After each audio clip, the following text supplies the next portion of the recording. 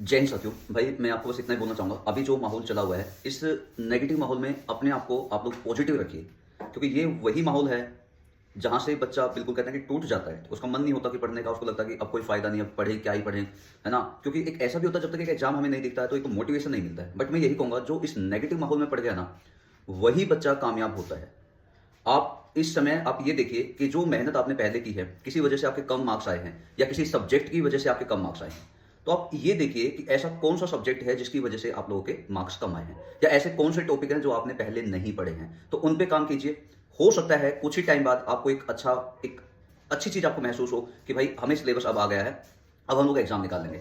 और मैं आपको कहता हूँ बहुत अच्छे-अच्छे ऑप्शन आपके पास आए हुए हैं। आपके पास आईबी का एसीआईयू है, ईएसआईसी के फॉर्म निकलने वाले हैं, एसएससी का जीडी का एग्जाम आ चुका है, एसएससी सीपीओ आने वाला है, सीजीएल आने वाला है। सिलेबस लगभग सेम होता है। ये नहीं भाई वहाँ पे कुछ ज़्यादा मेहनत होगी, सिलेबस तो आपका हो गया है, सिलेबस तो आपको आता है। बस उसके क्या है, पीवाईक्यू और एमसीक्यूज आपको लगाने हैं, ठीक है? तो मेहनत करो अच्छे से सभी बच्चे। मैं आपको यही बोलूँगा कि ये आपकी कोई मिस्टेक यहाँ पे नहीं है। सब कुछ जो गलतियाँ हैं वो एचएसएससी की जो ये पॉलिसी बनाई गई है उसमें सब कुछ मिस्टेक है। अब इनकी गलतियाँ भुगतनी हमें पड़ेगी। तो मैं तो यही कहूँगा कि जब तक ये चीज़ें ठीक नहीं होती हैं, आप पढ़ना मत छोड़िए, क्योंकि आज आप लोग 70 प्लस मार्क्स पे आ चुके हैं। अपने आप को 70 प्लस यदि आपको रखना है, तो चीज़ों को कंटिन्यूअसली पढ़ना होगा, छोड़ना नहीं है।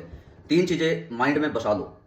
पहली चीज़, सिलेबस यानी कि बेस मजबूत कीजिए। एक-एक टॉपिक को उठा-उठा के इतना डिटेल में पढ़िए कि क्वेश्चन की इतनी औकात ना हो कि आपके सिलेबस में से वही आपके सिलेबस से बाहर चला जाए। इतनी औकात क्वेश्चन की नहीं होनी चाहिए। सेकंड, एमसीक्यूज पे काम पक्का कीजिए। टॉपिक वाइज एमसीक्यूज, यदि आपने टॉपिक वाइज एमसीक्यूज किए तो मैं कहता हूं आप जंग जीत जाओगे। थर्ड, मैं आपको बता दूं, जो एग्जाम आपको देना है उस एग्जाम के मॉक लगाइए, उसी लेवल के मॉक लगाइए। भाई ये एग्जाम है, इतने क्वेश्चन यहां से आएंगे, ये यहां से आएगा, ये यहां से, तो उसी बेस आप लोग मॉक लगाइए। और जिस भी एग्जाम के लिए पढ़ते हो उस एग्जाम के लिए पीवाईक्यू पक्का लगाना ही लगाना है। ये कुछ आपके लिए टिप्स है। अगेन बोलना चाहूंगा मैं अपने सभी भाई व बहनों से, डीमोटिवेट नहीं होना है। चीजें आएंगी जाएंगी, लाइफ है ये। लाइफ में ही यदि हमेशा ही खुशी आएगी तो उसका लाइफ का मतलब ही क्या है? लाइफ का मतलब है जिग जैग, यानी कि क्या है आपका, दुख सुख आएंगे आएंगे।